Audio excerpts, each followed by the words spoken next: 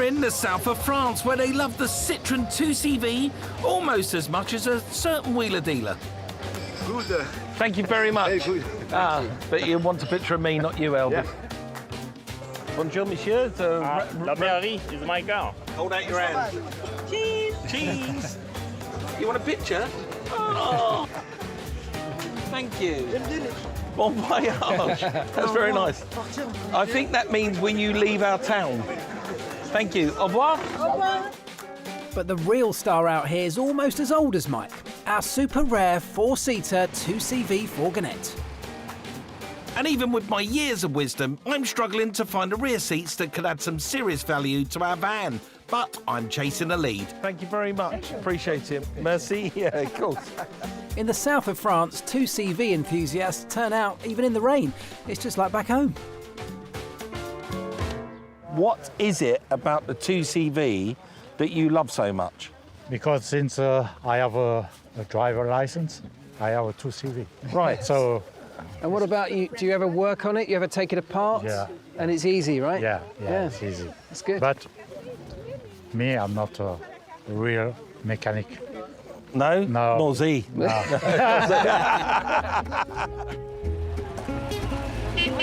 Oh, look, a Fourgonnette. Oh, yeah. Yes. So that's what makes ours special, is the four-seater, because we've got the longer glass and we've got rear seats as well. How long have you had this car?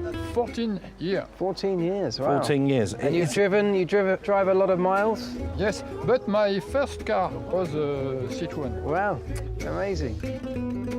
The love for the 2CV here is plain to see, which is good news for when we come to sell. We've got a 2CV Fourgonnette. As long as we can finish the job.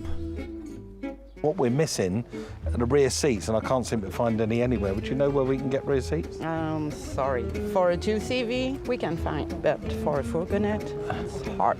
So the rear seat, we can't find it. Would he happen to know anyone where we can get it? C'est difficile de trouver les sièges arrière. Les fourgonnettes d'origine à l'époque, il y avait que 2 places. So there's only 2 seats originally. Is that what you're saying? Yeah. Ours on the registration Sur la carte is grise. genuine Oui, oui, 4-seater. tout à fait. Oui, oui. Yeah. So it makes it rare Très rare, and special. très rare, very rare. We're struggling to find rear seats for it. They're missing. You will struggle all your life. It seems like every other part, there's so much supply. There's so many parts everywhere. You can get everything. Yes, but that was done by a special company, so... Okay, well, look, we're going to carry on looking. Makes your car very rare. Yeah. Well, it is rare because at the moment we've got a 4-seater that's only got 2 seats in it. It don't get much rarer than that.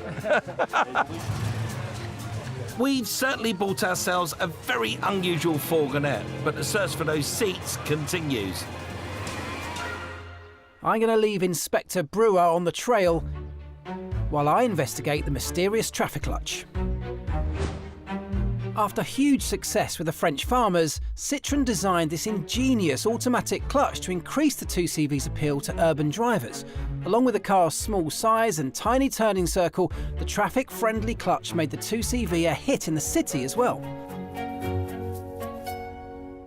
Right, that's the gearbox off. What we're going to end up doing is replacing this flywheel with the flywheel that incorporates the traffic clutch that Mike bought me, and that should give us that centrifugal clutch to make it much more usable in traffic. Right, let's have a look at this contraption. The actual friction plates don't look in too bad condition. I could give them a little bit of a clean-up, I'm sure. The other thing to inspect and check is the sort of spring tension. Do you know what? That's not great either. And that spring feels really weak. My best bet's to replace the clutch plates, and Mike sourced some new old stock. This is the way it works. Like, it has a flywheel in the sort of conventional sense on the back here, but bolted to it are a series of friction plates on the springs. Now, with the old one, it was those springs that were really quite light and had failed to the point where they had almost no springiness left in them. These new ones, with a little bit of a leverage there, you can see, really quite stiff, exactly as we need them to be.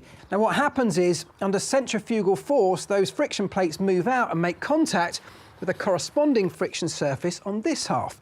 You can demonstrate it here with this very simple screwdriver and a couple of sockets tied to the piece of string.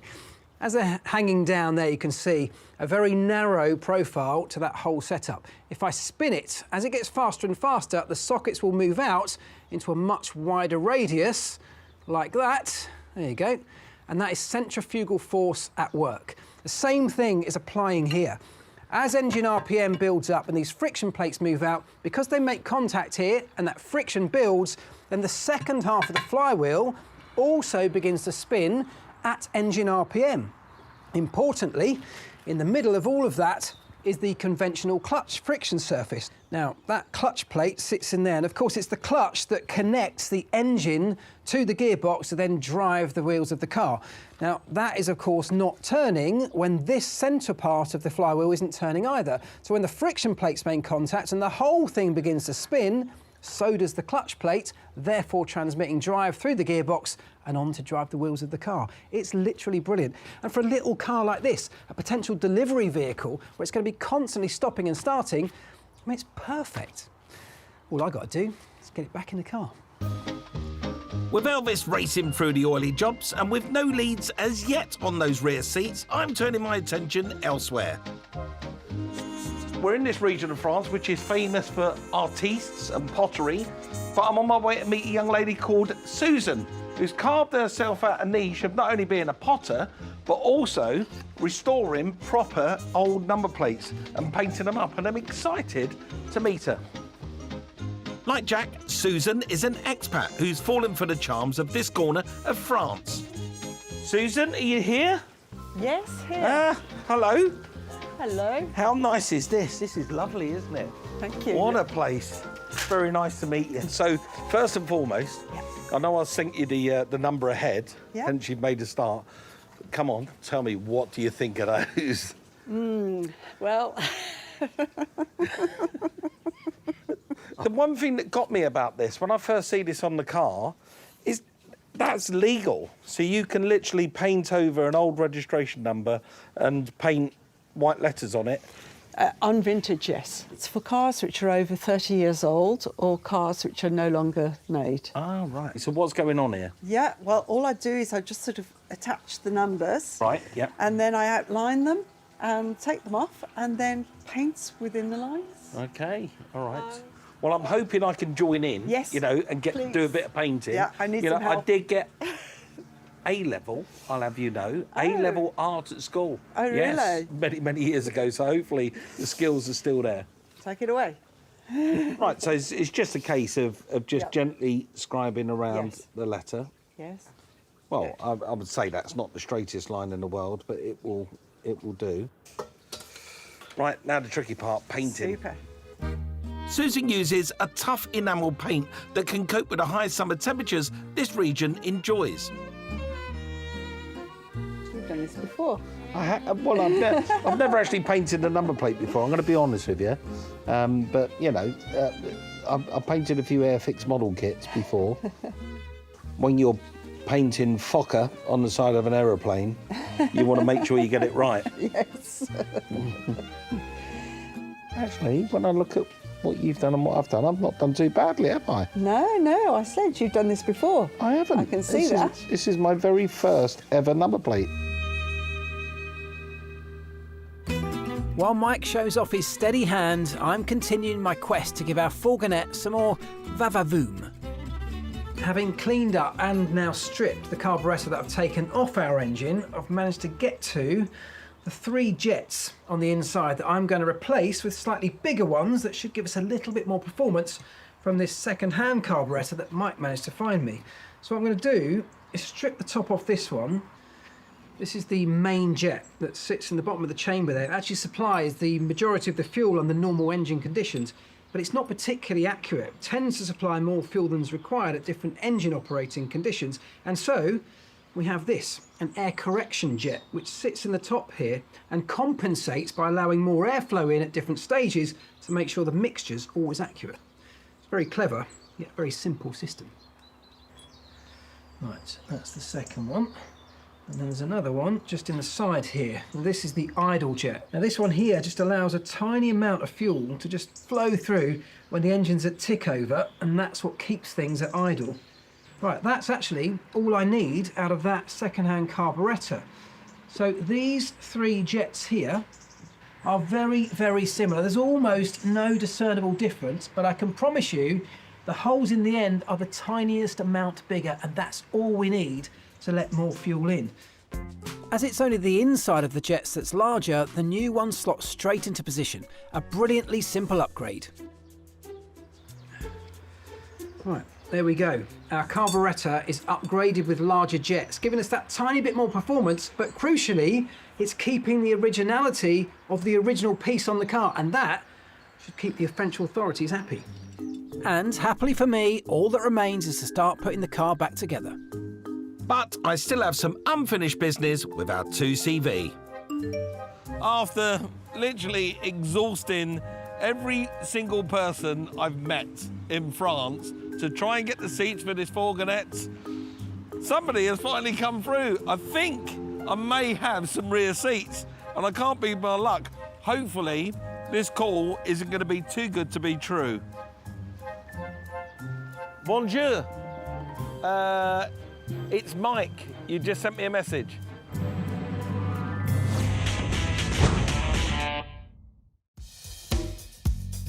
We're on a mission to rescue a rare 2CV Fourgonnette in the south of France. I'm flat out. This is flat out. It's flat out. No way. Is it? I can run quicker.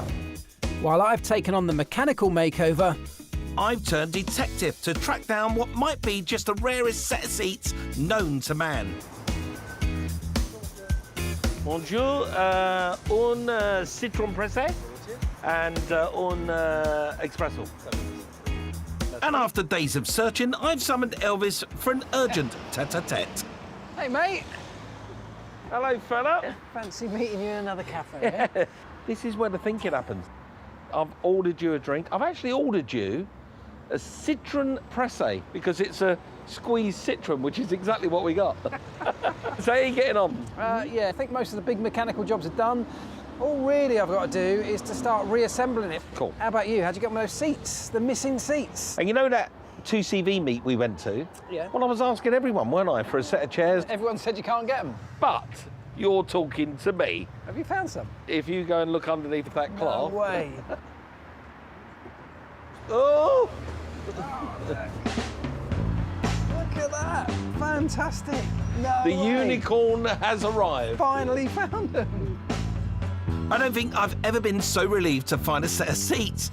And with a matching set of covers for the front, the whole lot comes in at less than €400.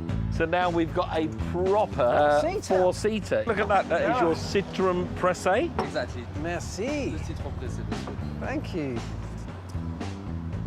Oh, it's like drinking lemon juice. Try and do that and keep a straight face. Exactly.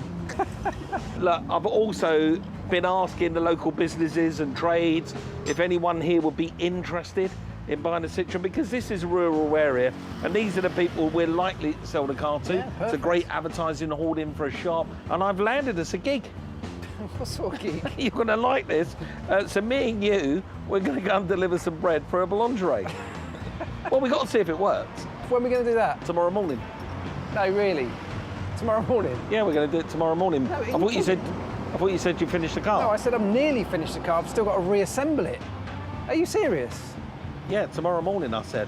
You better drink up. Let's get back, and you we're better both. drink up as well, because I need a hand to get. If we're going to get us all back together, I need you to help me. Don't worry, I've got this. God, that's strong. With less than 12 hours until our boulangerie showdown, we've got plenty to do, not least getting that engine running. Right, we've got oil, gearbox oil, that's all connected. We're in neutral. I think it's time for the moment of truth.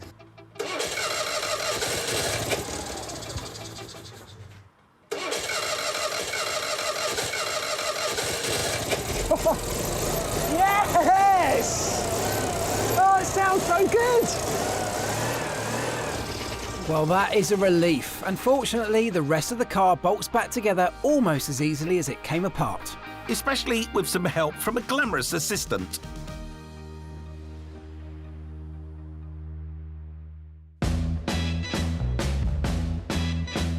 The iconic 2CV is the car that got France moving, and our charming Fourgonnette has certainly given us the runaround. I had to use every trick in the book to try and give that twin-cylinder motor a bit more go and make the car easier to drive in modern traffic.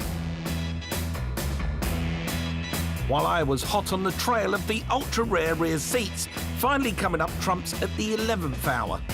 With a total spend of just under €1,000, we've given ourselves a great chance of making a profit.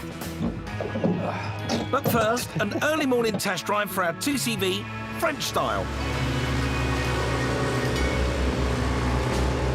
We're actually on our way in a Fourgonnette to go and deliver some bread. I don't know about you, but I actually feel more French than I ever have done in my life at the moment. The only thing we're missing is like a couple of berets on our heads. It's very true. And I've got to say, with all the work we've done, I think it looks amazing. It's given it a service. It's given it some longevity. And given me peace of mind that all of those little jobs that get neglected on old cars like this have been done, you know?